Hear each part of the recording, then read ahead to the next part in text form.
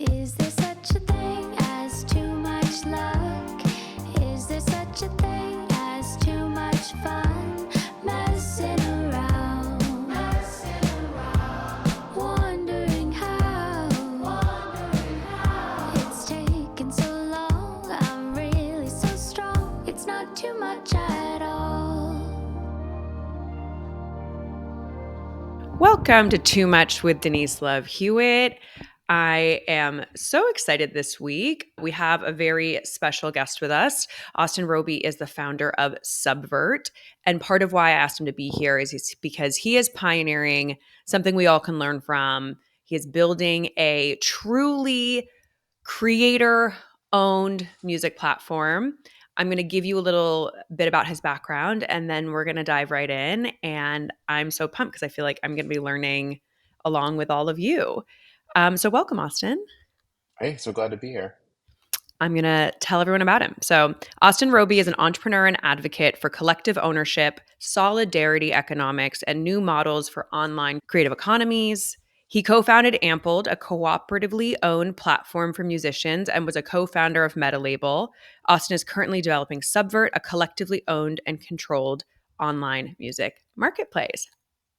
So, thanks so much for being here and then doing that for all of us. Will you tell us how this germ of an idea started and what sort of pulled you to birth it?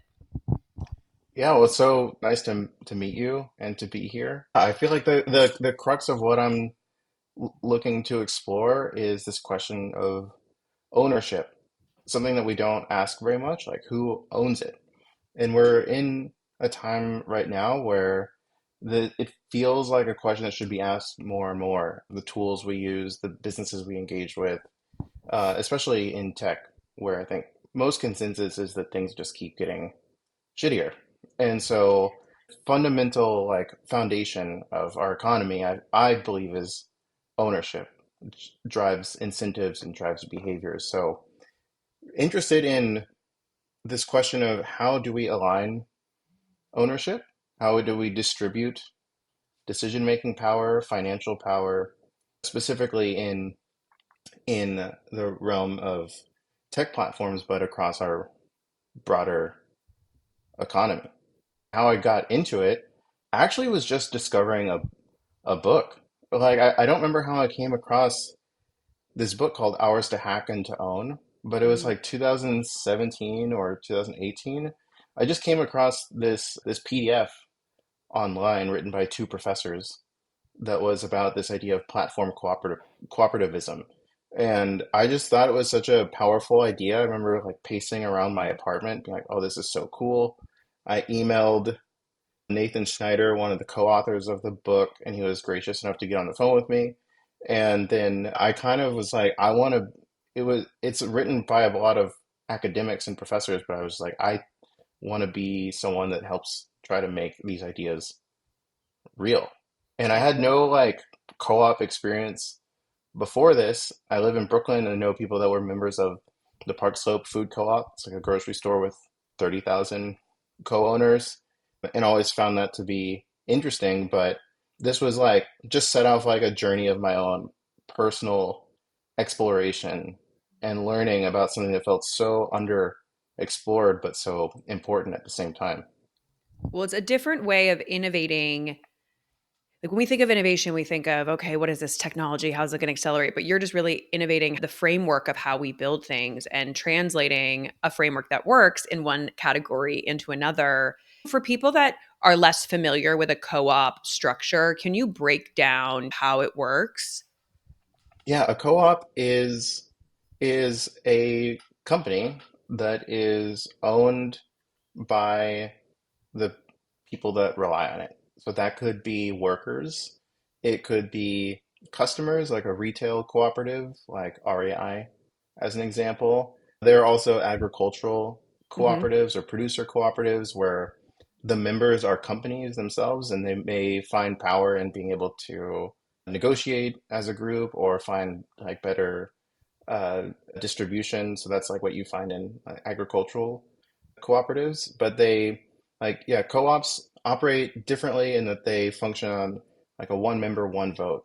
basis. That's like a defining characteristic of them. So people have power, not dollars. So in a traditional company, the more shares you own, the more say you have. So that's like stake weighted. And yeah, and then in public companies, the way that manifests is like very large international investment banks will have enough ownership where it's not truly democratic. It's a way that everyone participating in a business can have a voice, and they typically exist like for a different reason too. They exist to serve members' needs. So, like if you're in a community and you need access to the best like fresh produce, and that need is not being met by the market, like that's an example of why like a food co-op would emerge. And so they've typically emerged in the past when the market is not meeting a community's needs or the state is not meeting community's needs. So co-ops generally are what happens when people come together and say, like, if no one's going to build it for us, then we can just get together and build it for ourselves. So let's talk about the economic side of this and how that works for people that are accustomed to a more capitalistic philosophy. Will you break down the economics of how it works? Yeah, co-ops are inherently a for-profit company structure. So they're not charity. They blend elements of solidarity with strong competitive businesses. So, like how this could work, like if you're looking at, say, REI as an example, you buy a membership, right? You become a member, you spend money at the store, and as a profitable company, REI will issue a dividend to members. And then you receive a dividend or share of the profits based on how much money you spent at the store. So it's a way that kind of like a protection in a way of being extracted from. Like distributing profits or dividends back to members is like a way to say, oh, we took too much. And so it's aligning basically like the interest of the business with the interest of the people that actually rely on it. When it comes to music platforms specifically, let's talk about how Spotify exploits artists and what they're paying them versus what something you're building could look like. Yeah, we actually made this graphic of who owns Spotify. So I feel like it's not something that people are very familiar with, but yeah, had an investor relations friend of mine pull some report of all the institutional owners of Spotify, and like there are the two founders on there, but there are also it's just all global international investment banks. What you have is also like looking at how decisions are made. So if you look like at the board of directors for Spotify, there's no artist on the board. And so what it points to is like what are the interests that are actually being answered to? You could follow that downstream to how decisions are made or what gets prioritized. And so, yeah, the interests are like um, how corporations and especially public corporations are hardwired, is to say, like they exist to maximize profits. They exist for financial maximization, and there's a fiduciary responsibility of running that company to seek like maximal profits. And so you can see scenarios where that becomes in conflict with stakeholders that are a part of this ecosystem that a company would rely on. And so artists would want more pay, but more pay would mean less profit maximizing. And so what you see is just like a clear dynamic of what those two kind of opposing interests, what the result is. Well, it's wired so that the needs of profit or financial maximization will always win because of how it's wired. If you had an alternative scenario where artists, labels, like community members were actually on the board, right, had a say in governance and like align the company around the goal to meet the members' needs of the community, then yeah, you get different outcomes. I think this is like what I you mentioned like innovating versus like tech versus business model. Like I feel like this is what I've been exploring with Subvert is thinking of innovation as a way to rethink the underlying structures of a business, not just like incrementally improving features, because I feel like the actual problem and area to intervene is like at a much deeper structural level. I think it became very clear when earlier this year TikTok was almost banned that all of a sudden you saw all these creators who'd spent all this time using this platform to monetize their lives that in a span of like a week, their whole livelihood could have been wiped out. And I think it was for me sort of a alarm, like a siren call that we need to start really looking at how do you own your email list? How do you own your audience? Because none of these platforms are reliable in a current, very volatile global landscape. What I am fascinated by and also don't understand is to run a co-op type company. I have to imagine there's a lot of intense guardrails that have to exist to build this effectively and ethically. Can you talk a little bit about that? Yeah, in many ways, like what we're doing, and this is like a challenge that all co-ops face is, one, we want to build something that's competitive, like a great product. In our instance, something that resembles like a Bandcamp like alternative platform, but also creating like a responsive, functioning small government in a way.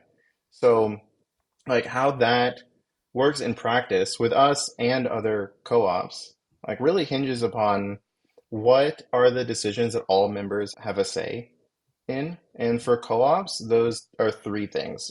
It's electing the board of directors, amending the bylaws, and dissolving the company. So if you reduce like cooperative governance, it basically says like if you're a member, you vote on those three things. Um, and a board of directors functions similarly to a normal company. A board can hire and fire leadership, Yeah. as an example. I think of it as like it's a representative democracy. So Mm, it's like democracy at work. It's not necessarily direct democracy, and that's something that is important to note as like a misconception. It doesn't mean everyone votes on everything. There's a level of trust and stewardship that's involved, but members being able to elect their stewards of their interests is a very important step in the process.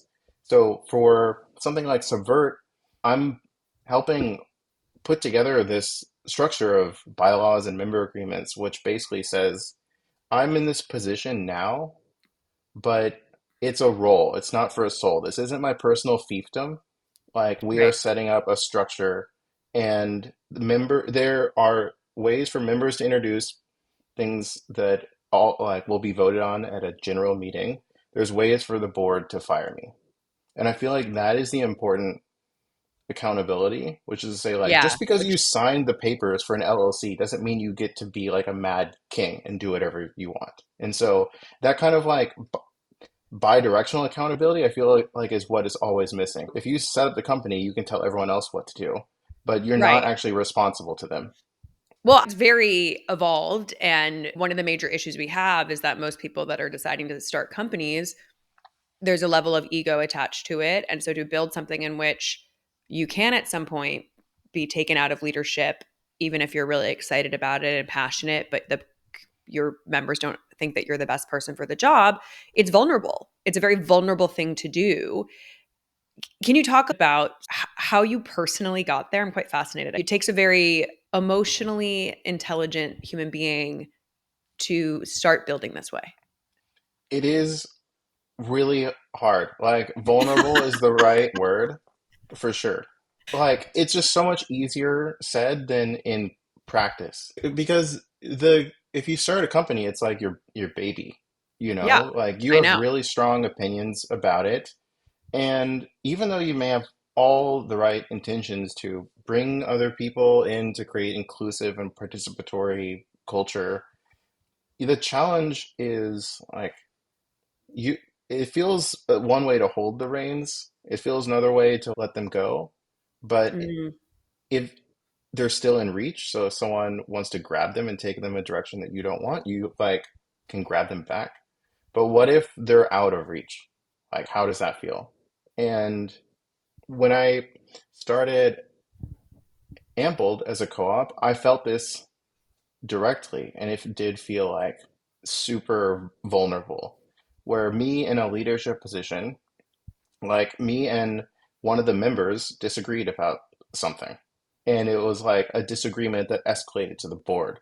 And the board was, to their credit, super non-partial and said, like, we're going to debate this and see how to resolve this dispute. And that process made me so nervous. I'm like, I don't know what I felt out of control in a Yeah. way. It's just like a critical part of an organization like this. And it's true. It's like you could read every book on high output management or read the best practices for, yeah, like managing an organization. And it just does not emotionally prepare you for this. And I think that, yeah, a lot of people that would be strong leaders in other instances, it's just a different form of leadership that requires a different kind of emotional profile or just like what your relation in to the project is and how you view your role. It is challenging, but it's something that like I've learned to embrace, and maybe it's like a strength if you can embrace that. I interviewed a social scientist named Dr. Keltner, on this podcast. And one of the things that he says actually is that when you're held accountable as a leader and you're scrutinized more deeply, you actually get sharper and perform better.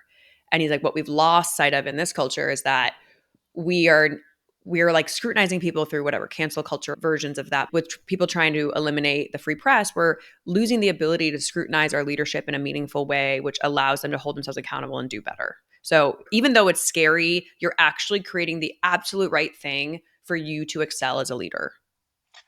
Oh yeah, mentioning cancel culture, I feel like is actually super relevant to this conversation because um, the same professor that wrote that book that I mentioned has talked about this idea of effective power versus affective power, like Mm. with an E or with an A. And so like effective power is like a form of power where you have a direct say. It could be a small way, like a legitimate vote, but you have a means within a particular system to express your will and preferences, like in a codified way. And affective is more just using your voice to sway opinion. And it I feel like we're at a time where there's just less and less effective power, or we feel Mhm. like we don't have a say often in our work lives. Like our work environments are not democratic. No, yeah. And like we may be made to feel like it's our family, but really like corporate benevolence has limits. And so, as a society, when we don't feel like we have any effective power, I feel like that's why you see like a chorus of outrage, like on social media. Of this is just people trying to express power when they don't have official ways of doing that. Yeah, it makes sense. But I also value those. That's still power, in my opinion. Those individual acts of using your voice is still powerful. It's just Hmm. hard when you don't have structures that are more open to people that question or push back on systems. Yeah, yeah, exactly. So, as you're building the infrastructure of this, is it mostly just the legal guardrails? What are the other things that come into play? Because I have to imagine that this has to remain rigorous to be effective. And I just wonder about the daily maintenance of managing the co-op, especially as you get more to scale of more and more owners. Yeah, it's actually not that scary. I think it's really just about putting in writing how decisions are made. That's Got it. that's really it. So it's like we Transparency. Woo. yeah, and that's something that's hard to do for most organizations. If you were to write down who makes what decision, how do they make that decision? Is it that they're in charge and it's like a delegated thing, or they seek consultation or consent, or there's like a vote of some kind? I feel like if you write it down, most companies just function like pure autocracies. It's like, well, this person suggests the ideas, this person vetoes the ideas, this person, so it's like writing it down makes visible what is invisible. And so like for a co-op like Subvert, that means separating decisions based on like what are day-to-day decisions.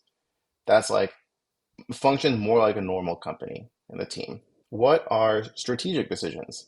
Well, the board of directors is like what would have like a make strategic decisions in a democratic way. And there's like core foundational decisions, like I mentioned, like updating bylaws or electing a board that would be on the level of members. So yeah, it's a balance. I think it's something that people would assume could be slow and ineffective, and that's something that we're trying to prove otherwise. It doesn't mean that there's not delegated decisions. It doesn't mean that someone's not in charge or accountable for a particular thing. It doesn't mean no hierarchy either. Like co-ops also have hierarchy. They just have accountability that pairs with it. And what's interesting about having like or developing greater transparency related to decision making is like that doesn't require any kind of special legal entity Right. to do. It's just a process and a system. Yeah, and it's just like creating an agreement, which like I feel like is helpful for any creative people working together, whether it's formal or informal. I love all of that. This speaks to how I would like to see more companies run. Building technology is incredibly cost prohibitive as someone who did it for a very long time. And to make meaningful technology, you need a lot of resources.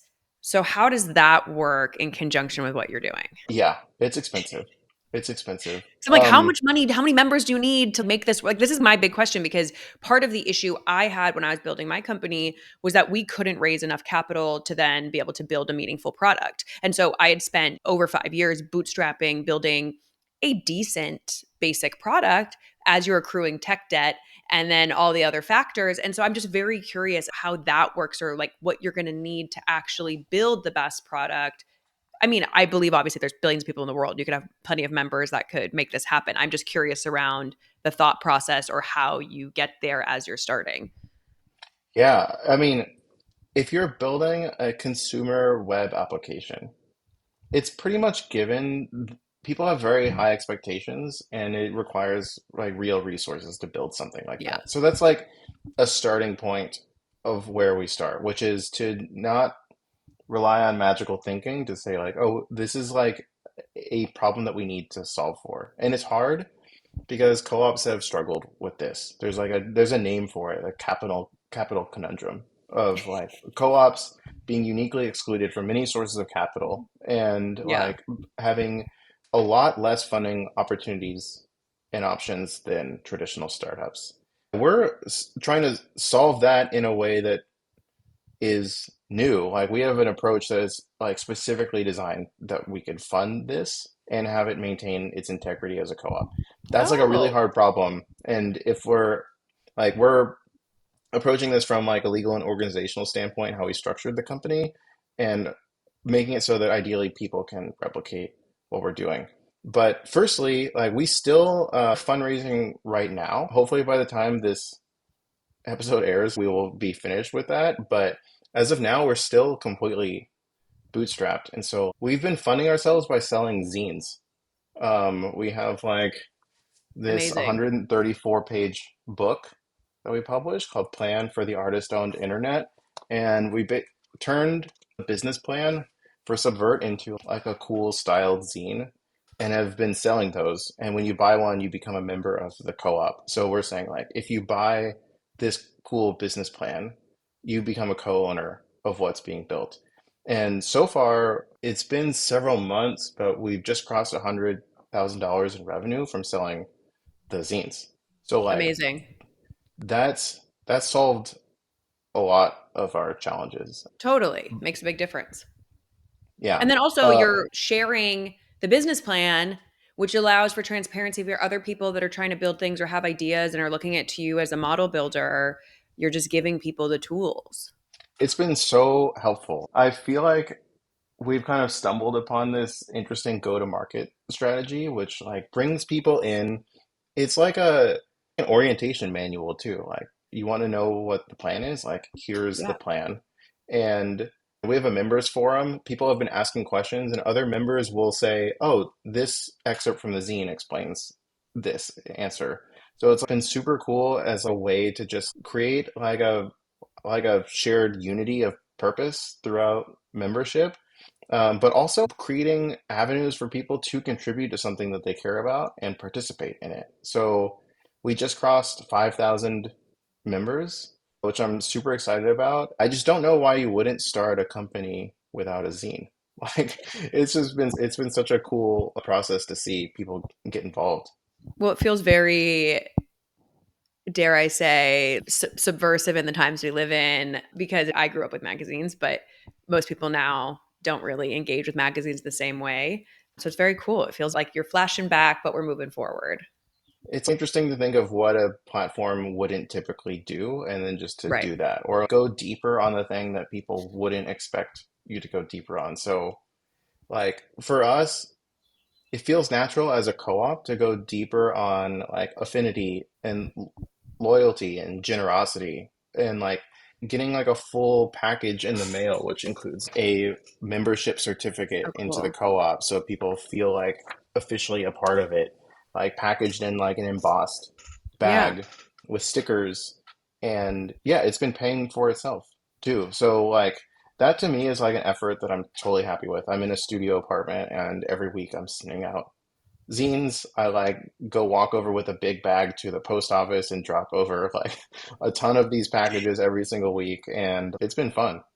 It is fun, but the early days of being a startup founder are so tough, so hard, doing every little tiny thing.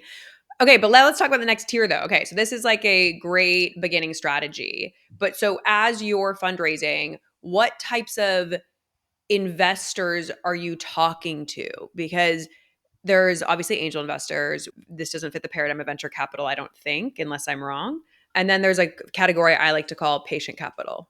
A good question. It depends on how like in the weeds you want to get because there's like I want to get in the weeds. It's my podcast. It may not be for everyone that's listening, but a lot of what I care about too is after my gauntlet in venture capital, I want to present other ways to build businesses or find capital to still do what you want to do that aren't mhm, reliant on a very biased sort of growth at all cost mentality. And I know they exist, but I don't think, for example, a lot of young entrepreneurs or startup founders understand the other avenues that exist. And I would love to give people an awareness so they can mhm. decide what is actually the best way to build my business, because it may not be, you may not be building a growth at all cost business, but you might think you have to somehow be $1 billion company to garner investment.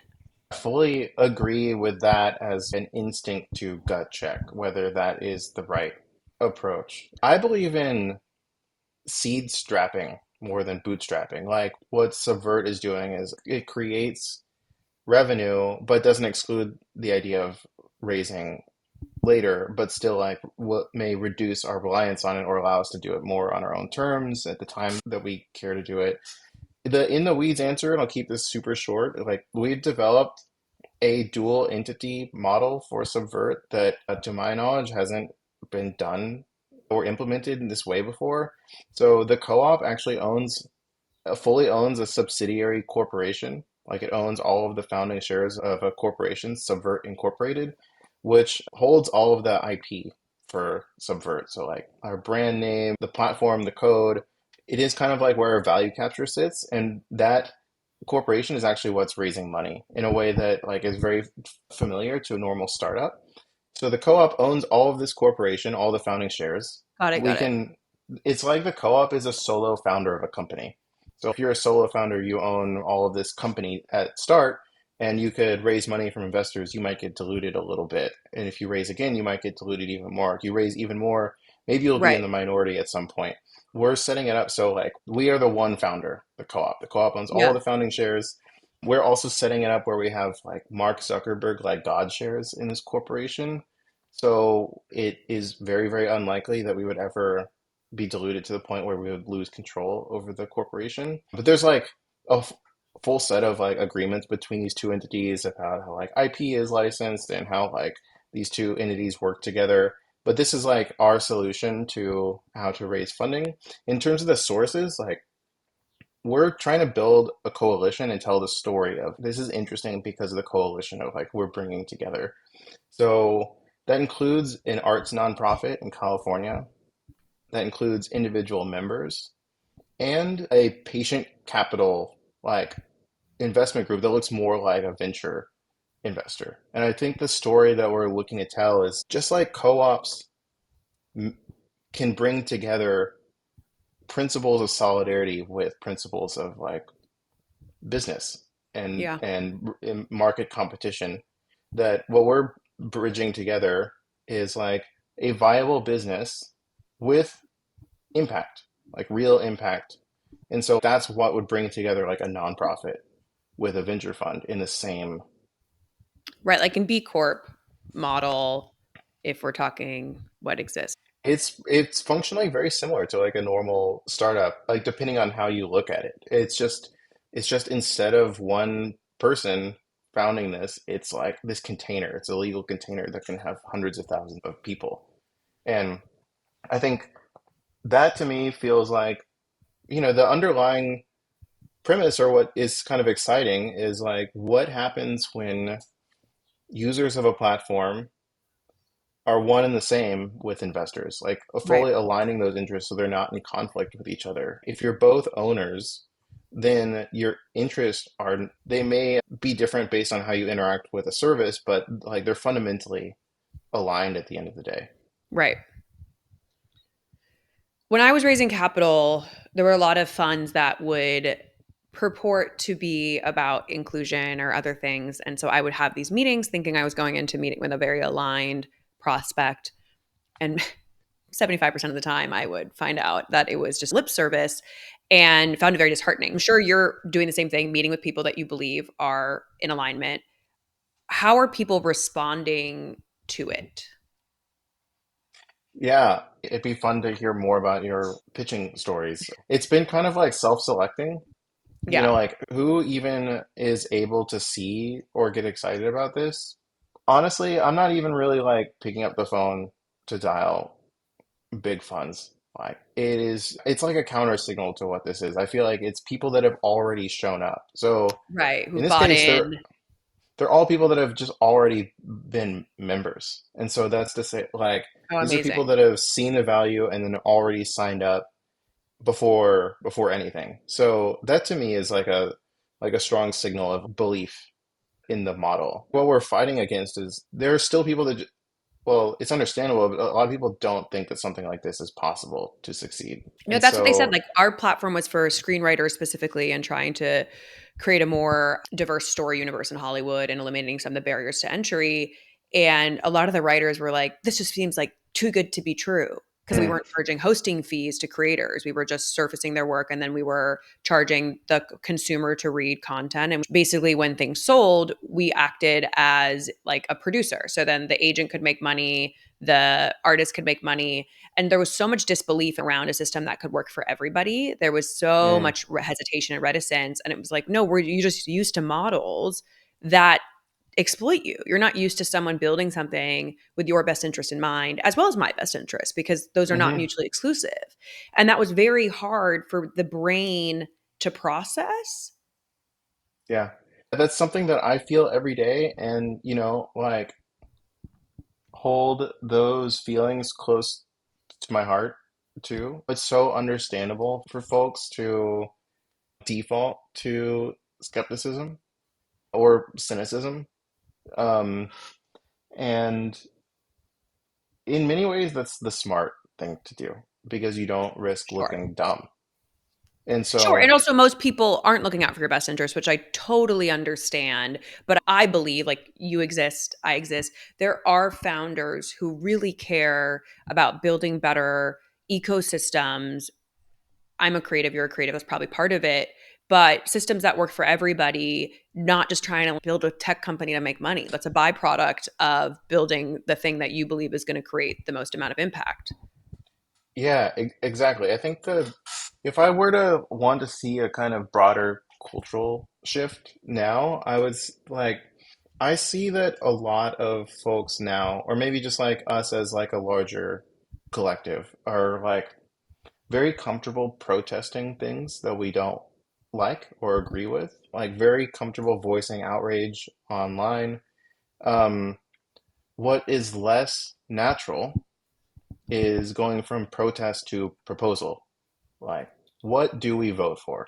What are the things that we want to see? Mm, What are the trade-offs that we're willing to make? Like, where, if we get into the messy details of implementation, let's answer the questions of how to fund something. Who builds it? Who benefits from it? Who makes decisions? And so that's like what I think is important to dig into those details. But it feels like a muscle that is like very atrophied culturally. Like to go from I don't like this, I don't like the way things are to like let me propose a solution or let me like support a potential solution, you know? mhm. And there's just a range of different personality types. Some people are more willing to be that early adopter. Some people are like waiting to be confident that the waters are safe before they jump in. Oh, But totally. it does go back to vulnerability a little bit too, because like people don't want to feel dumb or wrong or like co-sign something that like, is unproven or untested.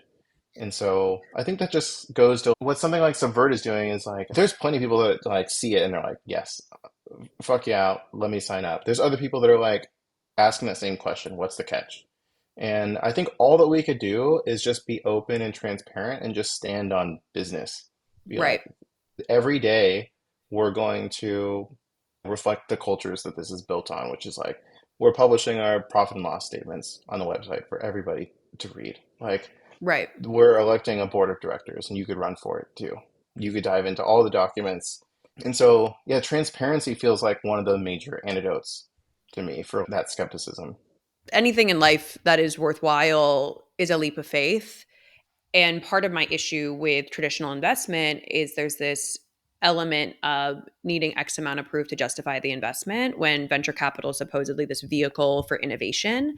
And my experience with a lot of the investors would be like they saw it, but then they couldn't figure out how to get their stakeholders to agree to the investment, or I needed more proof for them to justify it. And it was like, you see it, but you don't want to take the leap of faith. And we need Hmm. leaders. And what's so cool about what you're doing is you're allowing people like me to be that leader. You're not relying on this institution that's more bureaucratic to try and tell you, okay, we're going to fund this innovation. You're saying we can build the world we want to live in, and it starts right here, right now. Everything's a little bit of an experiment. Say it doesn't work. It's Hmm. not money poorly spent because you're putting money towards a version of the world that you want to live in. And for me, I think that is the ultimate way to spend our money. Yeah, definitely want it to work. I feel like, I want it to like, work too. it feels like one of those things that I wish it weren't true, but it is. But so many people do judge things based on the commercial success of something. Yeah.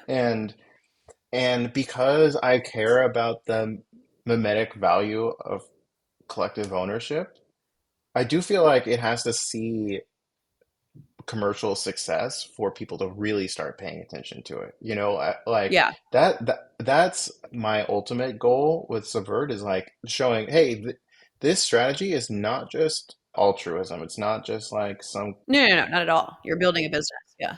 this is a better way to do business and it's more competitive as well as in addition to being like fundamentally much better aligned and speaking to the interests that people have. But I do also think that other bottom lines are important too. We talk a lot about imagination as something that is deeply holding people back. Like just even accepting that alternatives are even possible is Hmm. like something that's difficult for people. And so I feel like the farther something like Subvert gets, that is just like an approach that maybe people feel is not tested, maybe unsure if like how far it can go. Um, yeah, I think of a metric too of like how many imaginations can this expand? Like 10,000 people? If 10,000 people like start have a seed planted in their mind that some other way of doing business is Yeah, possible, like that is a form of success. for sure.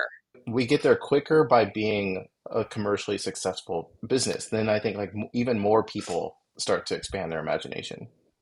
I mean, having had a business that did not reach my initial expectation of what I had dreamed into and thought it was going to be this revolutionary tool for Hollywood that was going to create more diverse storytelling, but help them create better financial returns, more predictable financial returns. When it didn't work, the big question I had to ask myself was, what is success? Because we were able to plant seeds of consciousness into the business that I think are sprouting in different ways. I did not ultimately achieve my personal goal, but impact is different than monetary success. And that's something we have to remember, because I just interviewed this woman who lobbied for pay equity in professional women's cycling. And she did this while making no money. And if you look at her from a capitalistic Western success standpoint, you're like, okay, well, she's not successful. But actually, she created such a huge amount of tangible shift in the world. She is more successful than Mhm. most people I know. She was able to do something nearly impossible.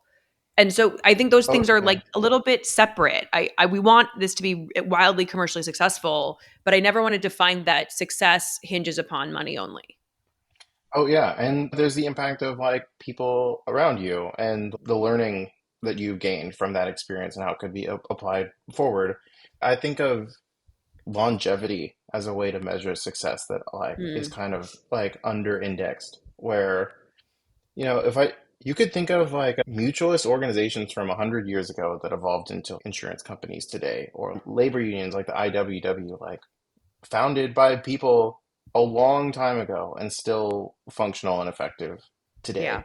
Like, to me, that's a form of entrepreneurial success. It doesn't look like traditional corporate metric success. Like, it's right. not a publicly traded company, it's like a mutualist organization.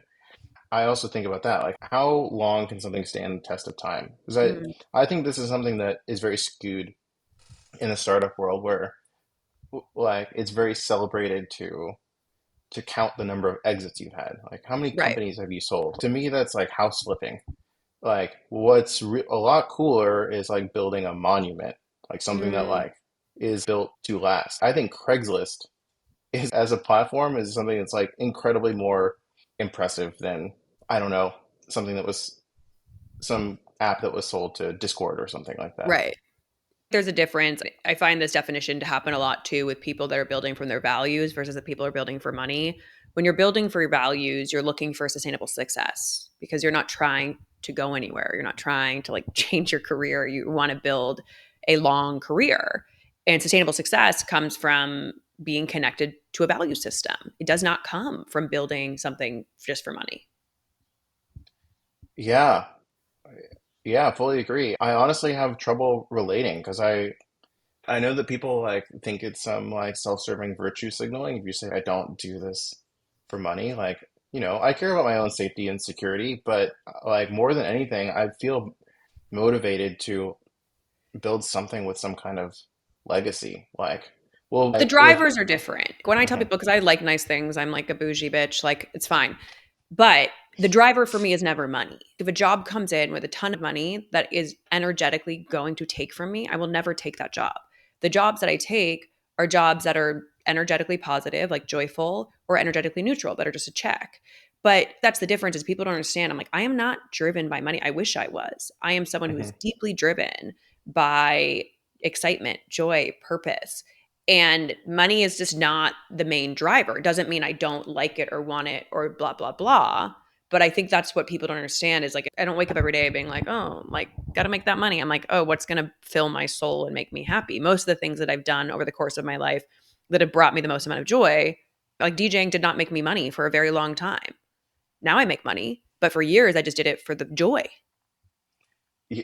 Yeah, it's funny that some people don't relate to that, but yeah, it's Well, I don't know true. if they found their thing. I think part of it is you are very blessed and privileged and lucky if you figure out what lights you up. It's very hard to discern in a world of 1,000 different careers and whatever opportunities you have to figure out what actually makes you feel like this is your life purpose. And if you're stuck in a surviving mode or you have other circumstances, I 100% understand how you can't get there or figure it out. And also, people are afraid to, right? Like they might know what they want to do, but they're afraid to take that leap because it feels scary. And certainly, as someone who is not driven by money, but likes a certain amount of financial security, when I took the leap to being a creative, it was really hard for me. Hmm. Really hard. And had I not had like almost a decade of therapy and tools that I knew how to use, I think I would have like 10 years ago surrendered and been like, I'm going back to the corporate world. It was only Hmm. because I was like, I know this is the last thing left for me to do. And I fully believe the universe is not going to let me fail. Yeah, I feel like I relate to that where you say surrendering to the corporate world because it might be true that personally I'm just motivated by a pathological fear of being boring. And so like I just don't want to do boring things. And that's a deep fear of Mm. mine. And so like it's I feel like it's just led me to follow my nose and just doing almost whatever just feels like the most interesting. Well, curiosity. Curiosity is your guide. Yeah, yeah. So, what did you learn in your last go round at your last company? What were the big learnings that you brought into this business? Well, previous to Subvert, I was a co-founder at Meta Label, which feel very grateful for that experience, which was co-founded alongside with Yancey Strickler, who's a Kickstarter co-founder, and Mm. Rob Kalin, who's an Etsy founder, and some other great folks.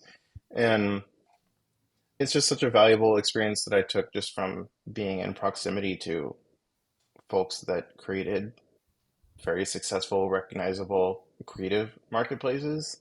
And I learned a lot about strategy, to be honest, like timing, strategy, like when to slow down Mm. and when to look at something from way more angles than I would normally do.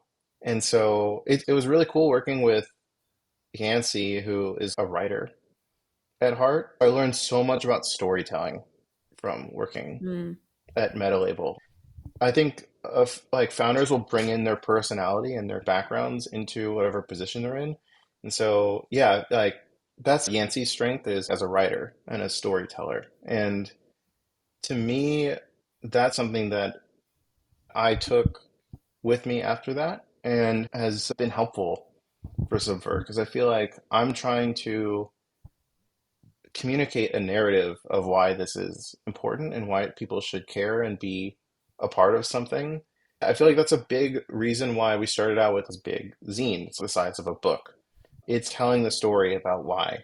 And so, yeah, it's like not a natural strength for a lot of people. I didn't start writing until I wrote an article like 5 years ago. I'd never written anything before that. I've embraced the power of writing, and I'm grateful for that lesson from Meta Label. Like storytelling is super Super powerful, and important. especially if you can think about it strategically in terms of a narrative of what you're unveiling week after week, and just also like creating a process around it and publishing something every single week. Um, People want to follow along with stuff that they think is interesting. Sharing what you're doing, and that culture of writing is something that I've taken with me. I love that. So, what do you want people to know about Subvert before we leave? And will you tell us how to become members? What I would like you to know about Subvert is that you can be a co-owner. That's the thing. I would love everyone to follow along, but also, yeah, become a participant. Like if this is something that you're interested in, yeah, I would love to invite you to join along. So you can join the co-op as either an artist or a label. Both of those are free. If you like already are an artist or label, you publish music. If not, there's a role for supporters, purchasing a zine and becoming a member of the co-op that way. This is like all co-ops, open and voluntary. And so the more the merrier, like become a part of what we're doing, even if just like a curious observer. But yeah, anyone out there in podcast land, I'd say come be my co-founder. Subvert.fm, is that right? Yes. I'm going to put it in the show notes so everyone can go find it easily. Even if you're not a music person, send it to 5 people you know that are music people. Let's help the Yes. movement start.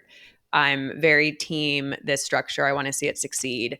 And I thank you so much for dreaming for all of us and bringing something into the world that we can replicate and model and hopefully build the world we want to see. Thank you so much, Denise. Yeah, it was great to talk. I enjoyed the conversation. Thank you so much for listening. If you do like listening, it would mean the world to us if you could subscribe or review the podcast anywhere that you watch or listen to the podcast. It really helps with the algorithm to share this with the world. I want to give a special thank you to young Spielberg and Sarah Yarkin for their beautiful work on our opening jingle, Dana Boulos for her help with the beautiful art, and to all of you for tuning in and keeping this dream alive. If you want to hear certain topics or from certain guests, please feel free to email us. We really, really want to hear from you and see how we can best support you. See you next time.